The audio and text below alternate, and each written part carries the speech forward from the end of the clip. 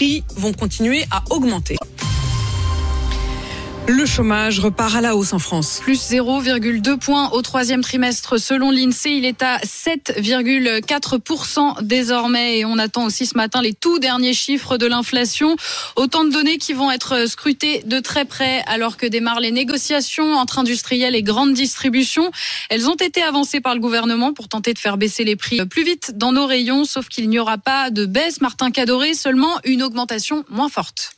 Des hausses en rayon, oui, mais moins importantes que l'année dernière. Dominique Chargé est le président de la coopération agricole, organisation qui représente des marques comme Père Dodu ou Paysans Bretons. On était sur des augmentations qui allaient de 10 à 13-14%. Et effectivement, elles seront cette année inférieures à ce qu'elles étaient il y a un an, mais elles restent globalement positives. Certes, le coût de l'énergie a baissé, mais elles restent encore 2 fois supérieures à ce qu'on avait en 2021. Et nous avons une augmentation des coûts pour notre main-d'œuvre en moyenne qui est de 10% depuis le déclenchement de l'inflation. Et puis il y a les matières premières, certaines ont baissé, mais pas toutes. Alexis Vaillant est le président d'Alterfood. Nous, on est producteurs notamment de jus de fruits. L'orange, par exemple, c'est une matière première qui augmente de plus de 20% cette année, du fait de mauvaises récoltes. Il va quand même stabiliser certains prix, cette soupe à 4,50 € par exemple. On a des matières qui augmentent, mais on a l'emballage qui baisse. Le verre coûte moins cher cette année qu'il coûtait l'année dernière. Et ce n'est pas le seul produit concerné, le prix de la volaille française devrait aussi stagner.